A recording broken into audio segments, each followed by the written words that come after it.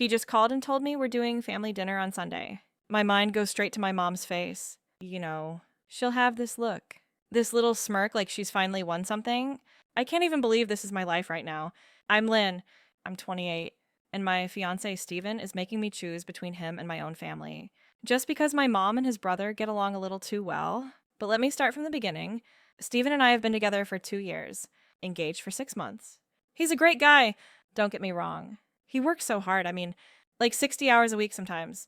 It's for our future, he says. But what about our present? We're engaged, and I feel more like a roommate than a fiancé. He's always at work, and when he's home, he's exhausted. I'm not asking him to quit his job, but a girl needs a little attention. We're not married yet. The clock is ticking. My mom, Nancy, she's a piece of work, a real estate agent.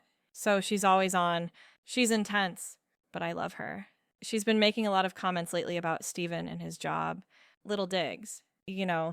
Like, oh, Steven's not here again. My goodness. Wesley is always home for dinner. Wesley is Steven's younger brother, 29, a personal trainer. He's always been the family's golden child. He has a great physique, works out all the time, and my mom just dotes on him. She's always saying things like, some women just need a more physically present male. It's just a joke, I told myself. A little bit of a jab at Steven's work schedule. Harmless. But then things started to feel weird last month.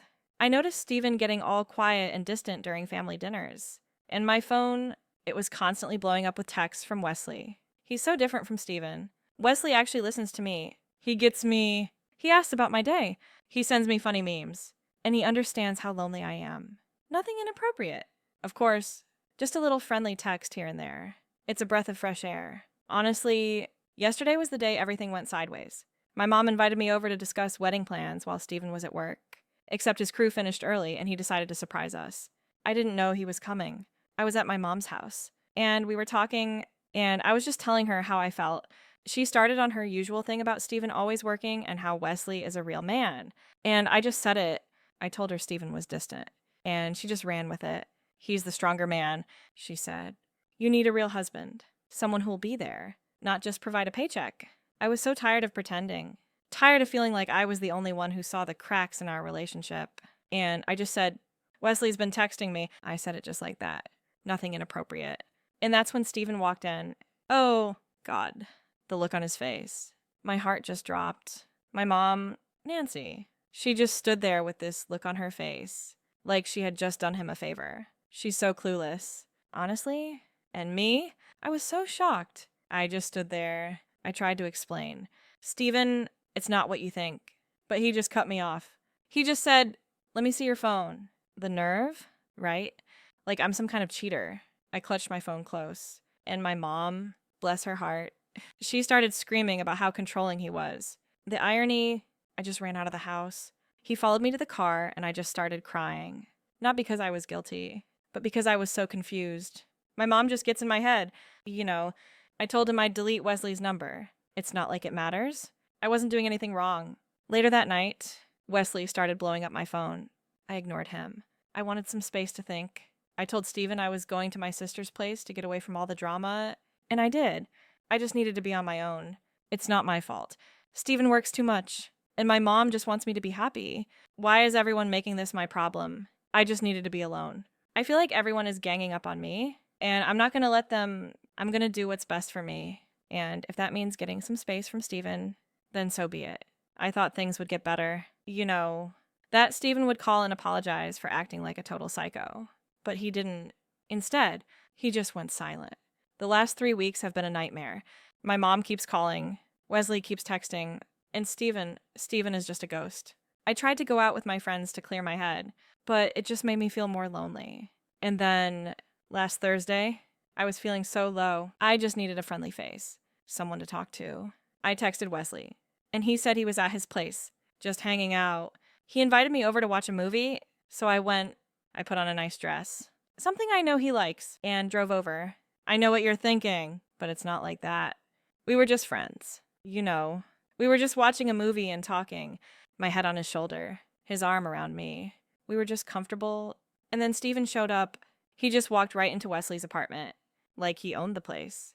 He looked at us, his face like stone, and asked, How long? I didn't want to answer. But Wesley just blurted it out. 2 months. I couldn't believe it. I mean, we've only been texting for 2 months, but it just sounded so bad. I tried to explain, but Stephen just laughed. He laughed at my feelings. He laughed at Wesley. He laughed at me. He just started yelling about how Wesley is a loser and that he's the one who provides for me, as if that's all I am. Then Wesley tried to throw a punch. I don't know why. He's so hot-headed sometimes. Stephen just shoved him back. And then he called his mom. On speakerphone, I could hear my mom's voice, and she just laughed. Well, honey, I tried to tell you, she said. Wesley's always been the stronger one. She's so supportive. I love her so much.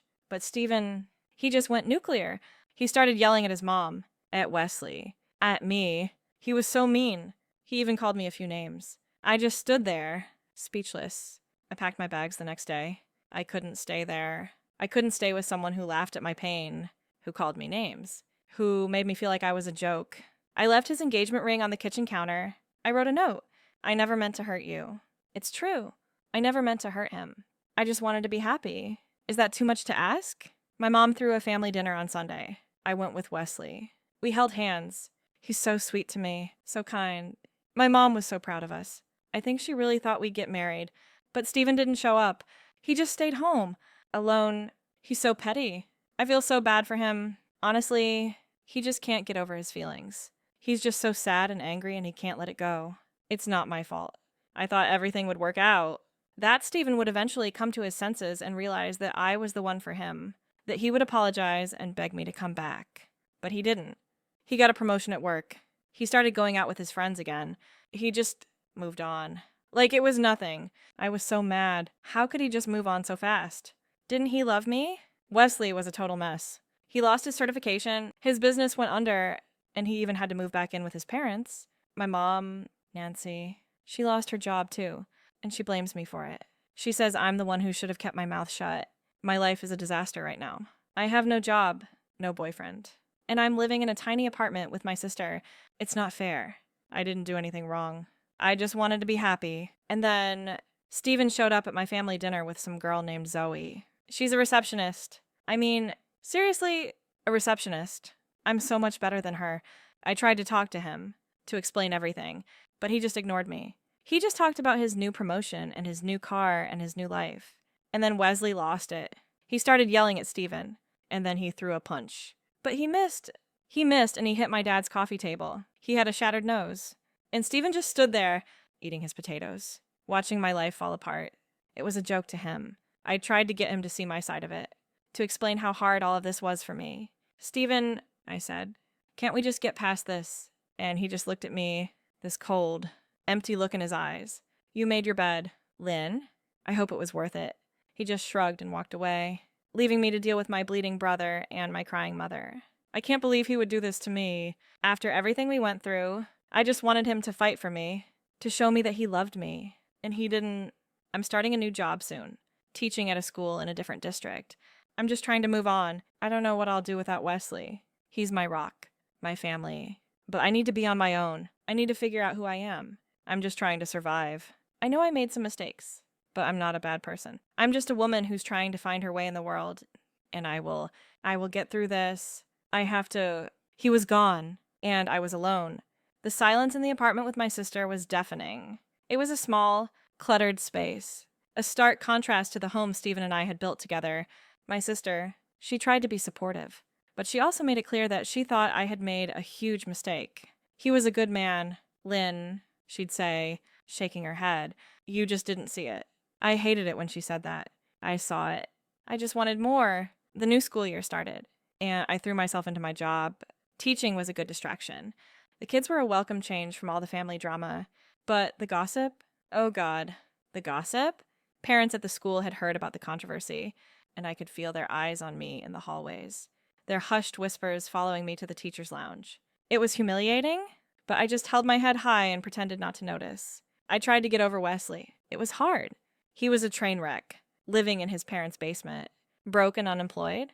But he still texted me sometimes, little messages about how much he missed me, how he knew we were meant to be together. And I, being the weak, pathetic person I am, would text him back. We'd sneak around, seeing each other on the rare occasions he could scrape together enough money to take me out for a coffee. It was pathetic. I know, but he was all I had left. One day, I was at the grocery store, and I saw him. Steven. He was with a girl, a new girl. She was beautiful, with long, blonde hair and a radiant smile. They were laughing, holding hands, and it looked so effortless, so real. I just stood there, frozen, a bag of frozen peas in my hand, watching them. The same man who had laughed at my pain, who had walked away from me without a second glance, was now with someone else. Someone who looked so happy, so genuinely happy. It was a punch to the gut. I ran out of the store, tears streaming down my face. I got in my car and just drove. I drove and drove until I was on a back road, somewhere I didn't recognize. I pulled over and just sobbed. I sobbed for the life I had lost, for the man I had pushed away, and for the choices I had made. For the first time, I looked at myself in the rearview mirror and didn't recognize the person staring back at me. Who was I? A cheater, a liar, a manipulator. The words my ex-husband had used, the words my sister had used, they all came crashing down on me. I was a terrible person, and I had no one to blame but myself. I knew I had to make a change. I couldn't keep living like this. I had to get my life back on track. I started by blocking Wesley's number. It was hard, but I did it. I couldn't keep going back to him, to a man who was just as broken as I was. Then, I went back to my apartment and just started cleaning. I cleaned for hours, scrubbing every surface, throwing away old clothes, old memories. I wanted a fresh start. I started going to therapy. It was hard at first, but I was honest with my therapist. I told her everything about Steven, about Wesley, about my mom. I told her about the guilt, the shame, the emptiness I felt inside. She listened patiently, without judgment. She told me that I wasn't a bad person, that I had just made some bad choices. She helped me see that I was capable of change, that I could become a better person. I started reconnecting with my old friends, the ones I had lost touch with during all the drama. They were hesitant at first, but I was honest with them. I apologized for my behavior, for my lies, for the way I had treated them. They were so understanding, so forgiving. It was a new beginning. I got a new job, at a new school, in a different city. I wanted to start over, to leave all the old baggage behind. I moved into a small apartment, just for myself. I got a new phone, a new number, and a new life. I still think about Steven sometimes. But the pain is not as sharp as it used to be. The memories are not as haunting. He's happy. I'm happy for him. And I know now that I will be happy too. I am not the woman I used to be. I am not the girl who was so desperate for attention, so hungry for a life that wasn't hers. I am a new woman, and I am ready to start living,